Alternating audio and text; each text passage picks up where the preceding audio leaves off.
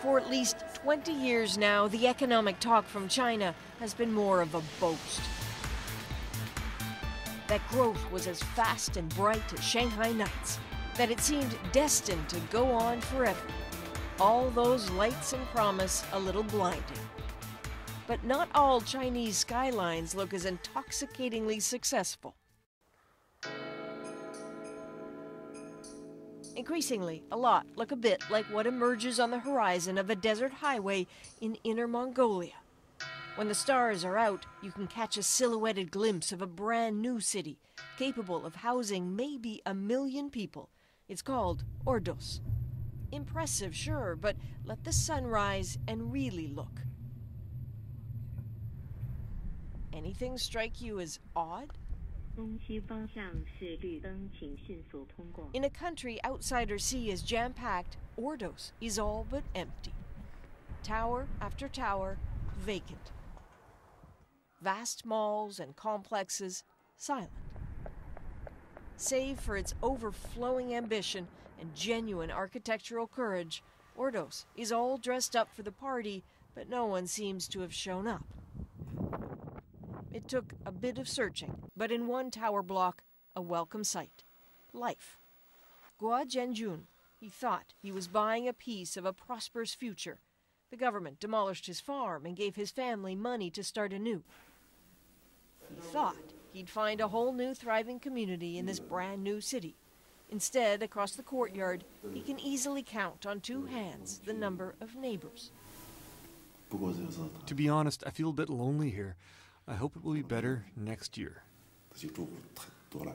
But he says the developer appears to be out of money to finish or fill the place. The economy in Ordos is difficult. It is. In a place where all that's clear is that transparency isn't. It's not easy to get straight answers about the economy, so some look for clues in the landscape. A very quiet Ordos is one, and not the only one. Peppered across China are similarly sparse communities, built in part to create jobs, but also out of genuine anticipation that they'd be busy by now. One city, Tianjin, even designed a mini Manhattan. It was so sure of its destiny. China built it, but they did not come. For the moment, it certainly feels like growth is not what it was.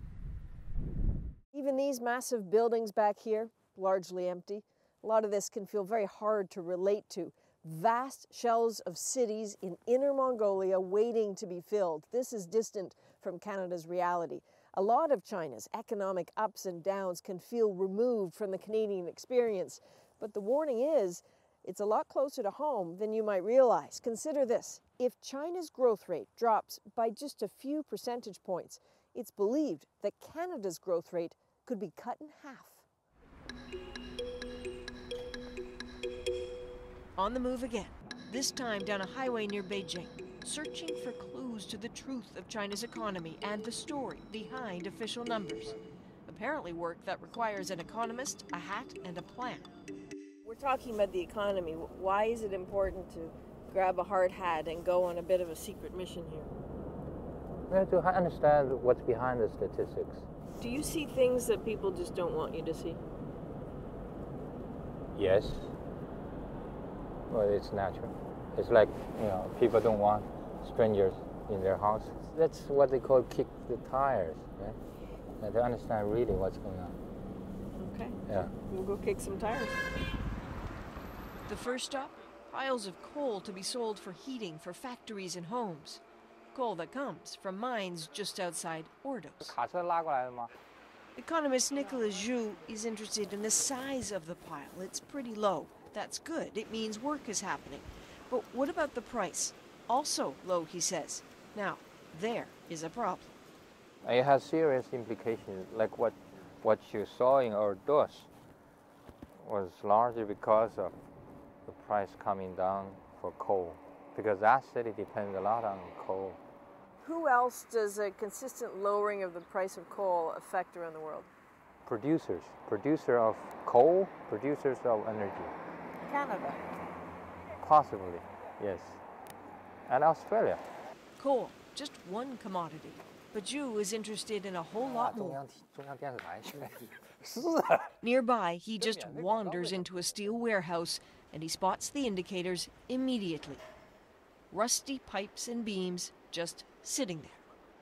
It's very rusty steel. They must have been here for a while. I mean, the stock hasn't been moved. Demand is not high. You know, the people are not using the produced steel. But that's a bit sign for a slowing economy. This sort of economic detective work is what Zhu does for banks. He has truly traveled this nation, and particularly its industrial centers. He's wandered with his hat into places he's not wanted and asked questions. He has pictures of stockpiles of commodities that fill parking lots to overflow. He has watched activity in ports, busy, slow. In all, a message for commodity exporters like Canada. Brace yourselves.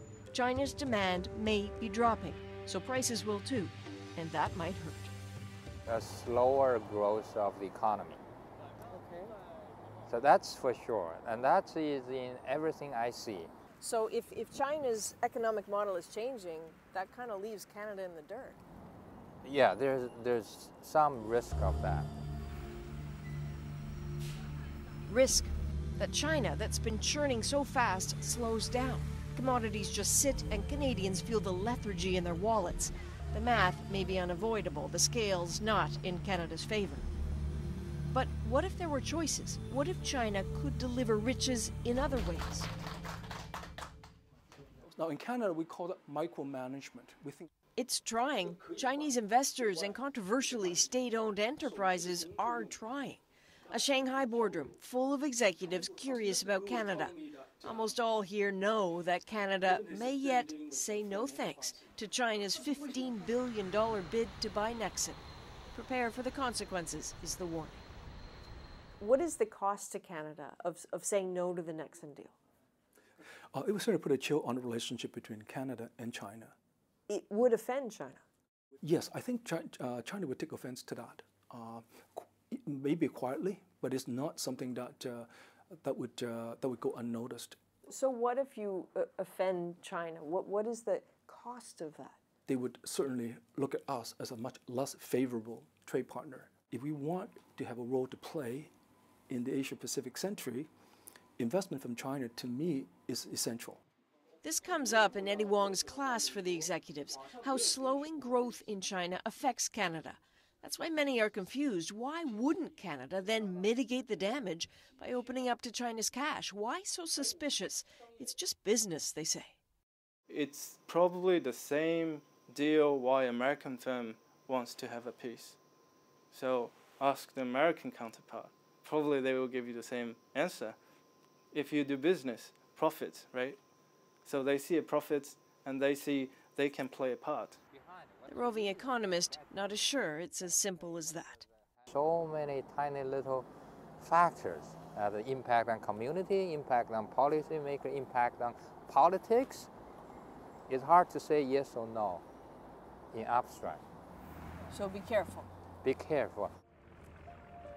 Careful not to presume a country far away is distant. Careful not to take what you see at face value. Certainly not an economy some once thought would boom forever. And not a city where the buildings are ready, the table is set, the lights are on, but in truth, no one's home. Adrienne Arsenault, CBC News, in Inner Mongolia, China.